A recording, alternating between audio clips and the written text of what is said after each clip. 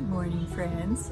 It's Mary back from Rocky Mountain Gardens, and I welcome you all to my channel, whether you're new or a returning subscriber. Thank you all for stopping by. And today, guys, I thought I would give you a tour of my garden now that we're close to the end of July. And guys, lots of things have been blooming, and I have been taking videos to capture them while they're in bloom for you, so you can get an idea of what some of my plants look like and, you know, consider them for your own garden. But today we're going to enter my garden through my side yard and my gate that I have there, which I haven't shown to you really, maybe in quite a while. So we'll take a look at that, as well as lots of pretty things that have bloomed in my garden and an overall look. I love to share it with you, and let's go ahead and start the tour. As you walk up to my garden, you can see I have a very large sand cherry growing on the right side of my gate.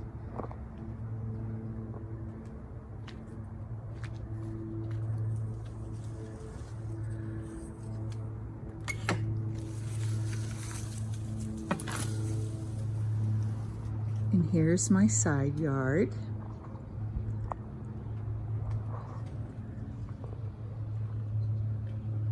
This is an Oregon grape holly that I planted to cover up all of my utility things going on here.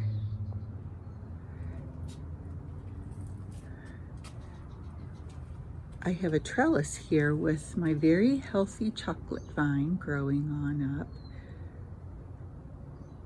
And hopefully next summer it will bloom for me.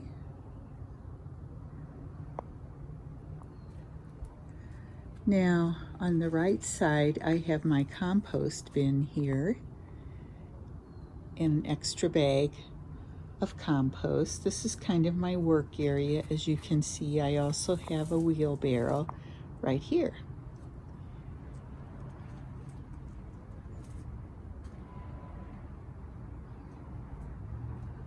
This is a very difficult area to grow in because I'm between two houses here. My neighbor next door on the left and myself here, plus this very large pine tree.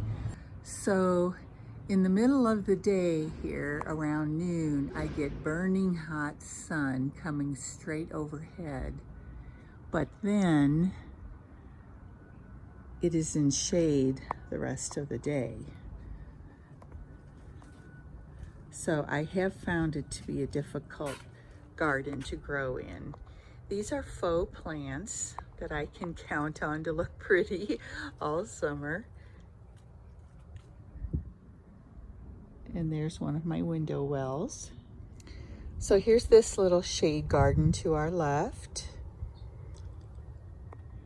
As we walk down the path, we have some gorgeous balloon flowers growing right here. If you haven't seen them before, here's one of the buds, and here is a larger flower just about to pop open, so it has this appearance. Isn't that gorgeous? I just think they're one of the cutest flowers in the garden.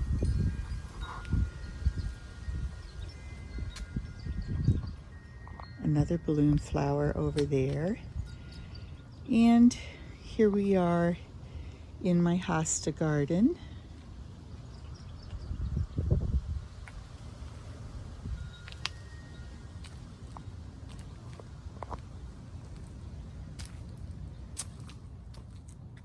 Now this is a little hydrangea. It's one of those hardy hydrangeas that is supposed to do well here.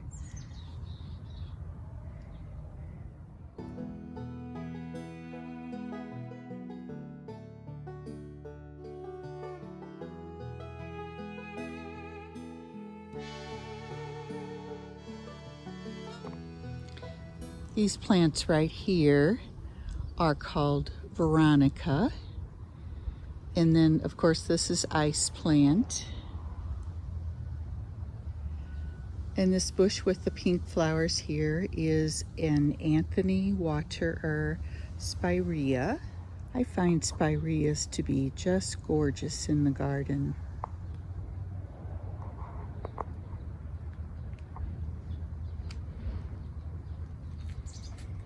Here we are in the dinosaur fairy garden.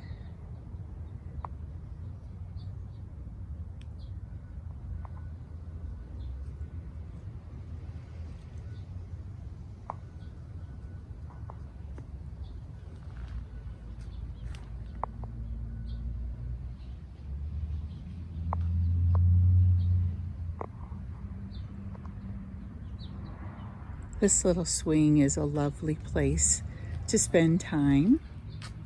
I like to come back here to read. And here I am sitting in my swing. You can see my raised bed for veggies. And I just really love this vine here, Virginia creeper. Many people feel that it is a nuisance because it is a very vigorous grower. But out west here where we live, where it is so dry, it does pretty well and doesn't spread so aggressively. So it is a great cover if you want to cover an ugly fence or anything like that. So let's walk over here where I have some gorgeous lilies blooming. They've done well this year. And over here towards my potting shed, we have a really healthy pot with impatiens in it. Some coleus here.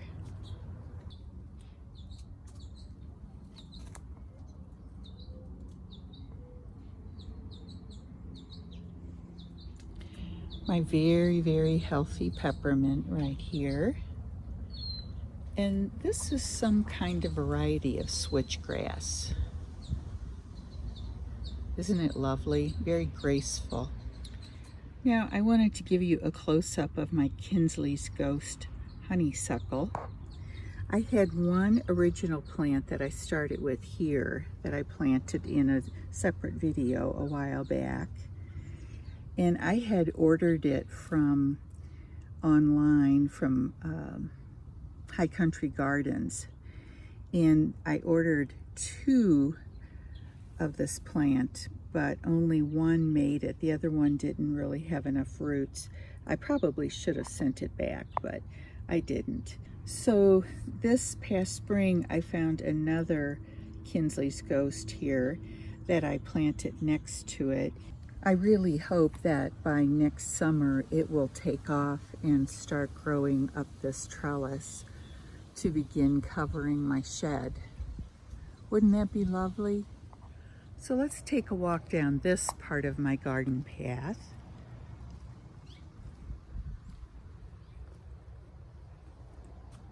Here's my globe blue spruce, which has been such a healthy bush in my yard.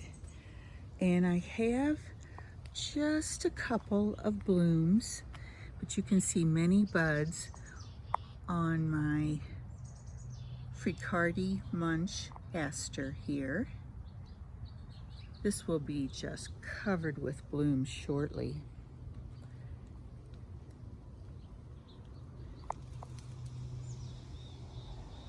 Of course, here's my hammock that is so much fun to lie on in the evening.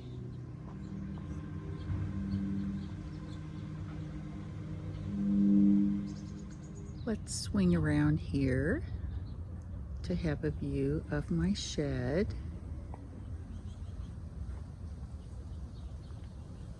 And there's my back gate to my garden. And then over here you will see my veggie garden. And I did want to show you my latest plant here. This one, it's called Partridge Feather. It does get yellow blooms on it, but not this year since it's such a new little guy. But I love that grayish foliage, and it is very xeric, meaning that it does not need much water. I have some more Veronica that grew here. They're volunteers.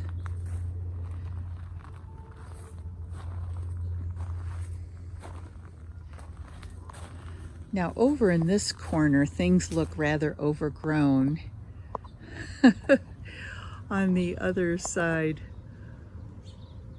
of this plant here, you can see an Anthony Waterer blooming and some rose Campion. And guys, I'll give you some looks later this summer when my black-eyed Susan here begin to bloom. Here's a close-up of the black-eyed Susan. It's developing lots of blooms. I just can't wait for all that autumn beauty to begin blooming. Down here, I have a Missouri primrose, this beautiful large yellow flower. And over here, I have a little tiny threadleaf coreopsis that's almost hidden from view. And then I have really quite a bit of these wine cups, which I adore. And they will open up as the sun comes to this area today. Here's one of my container plants in my beautiful variegated red twig dogwood. You can see my fountain up there.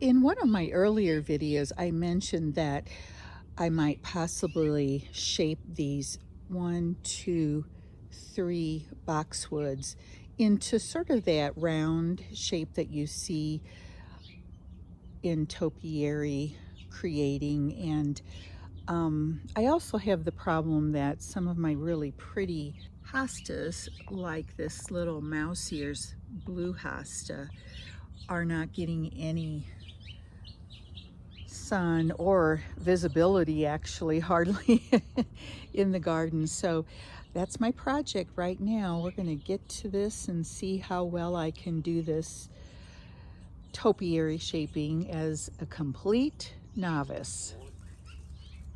So I'm going to start here with this smaller bush.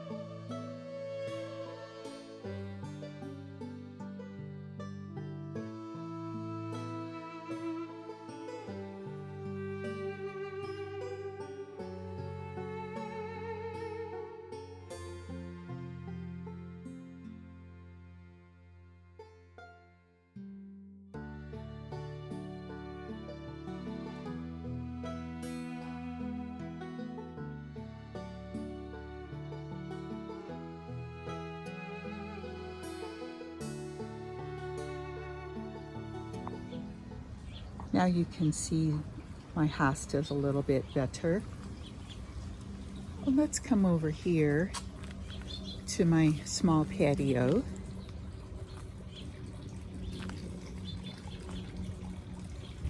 Have a look at these pots. This is black-eyed Susan vine. I think the variety is blush pink. Looking back over here, I did want to share this pot with you, and I had mentioned that you can train the sweet potato vine to come up this obelisk, which is what is finally happening now at this time of the summer. Here are my little bells hanging that are so cute.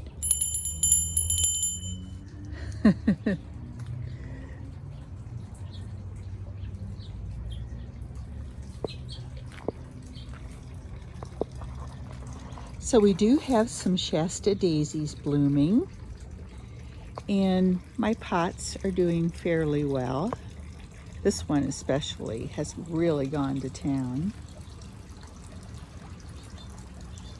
I wanted to show you my Japanese lilac as it appears right now, but let me insert a little video of how it looked when it was blooming, because this is a fantastic tree.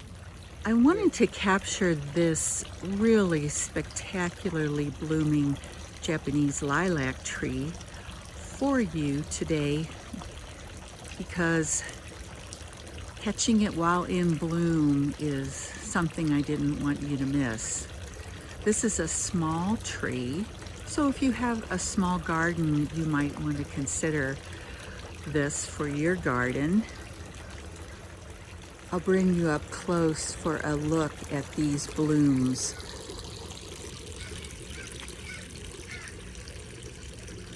Aren't they something?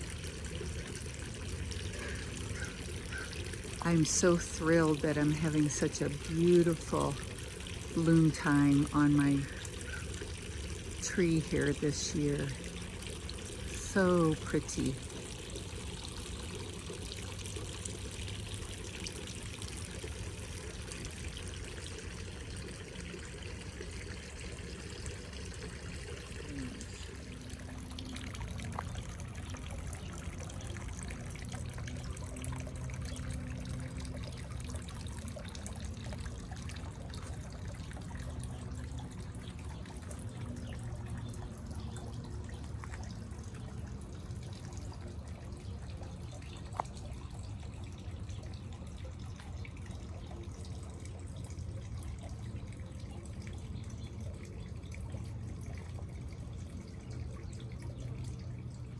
This shade area here has really been filling in with the ground cover, which I really like. And then as we come around,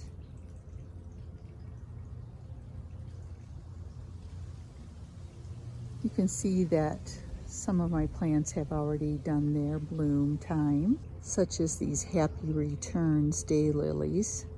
They give a lovely yellow bloom. And my cozy little porch swing here. A lovely place also to spend time.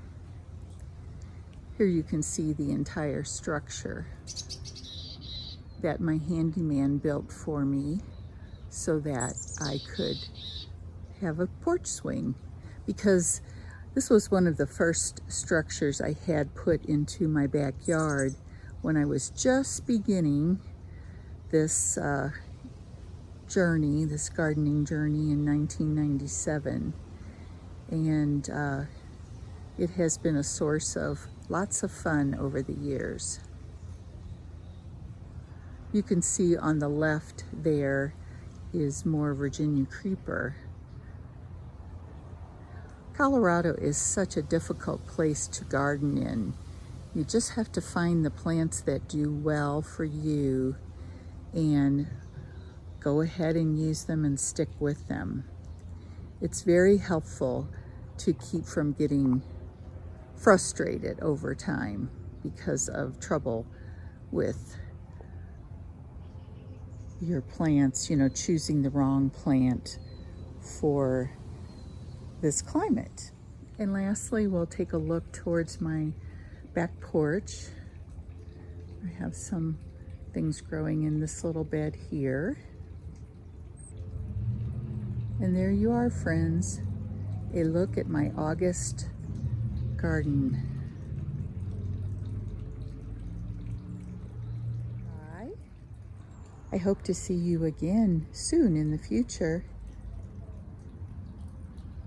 I have some projects coming up to share with you.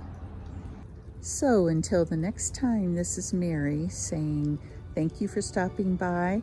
Have a beautiful day, and bye for now.